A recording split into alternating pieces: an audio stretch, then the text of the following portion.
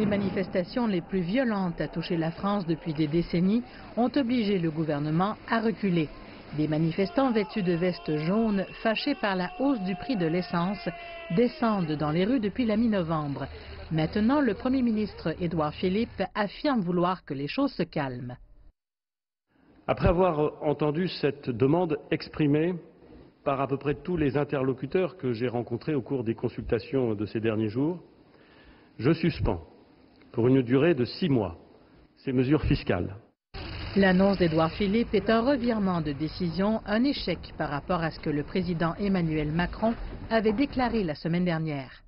Mais je ne céderai rien à ceux qui veulent la destruction et le désordre, car la République, c'est à la fois. Mais il a fallu donner du lest après les dernières manifestations de samedi. Le maire de Paris a déclaré que les infrastructures de la ville nécessiteront des réparations évaluées à près de 4,5 millions de dollars. Et plus de 200 stations d'essence sont à court de carburant en raison de blocus des vestes jaunes autour des raffineries de pétrole.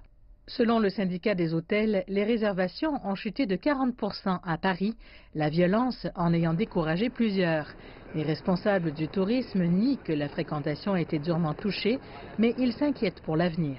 Le nombre de demandes à savoir s'il est sûr de voyager à Paris a augmenté ces derniers jours sur Google. Nous cherchons donc à publier du contenu sur notre site web, celui de l'hôtel de ville, afin d'informer les gens qu'il n'y a pas plus de risques aujourd'hui et qu'il est possible de venir à Paris en ce moment comme à n'importe quel autre moment.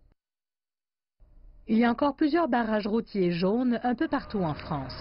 Ce qui avait commencé comme une simple protestation contre les taxes sur les carburants s'est transformé en colère généralisée contre le coût de la vie en général.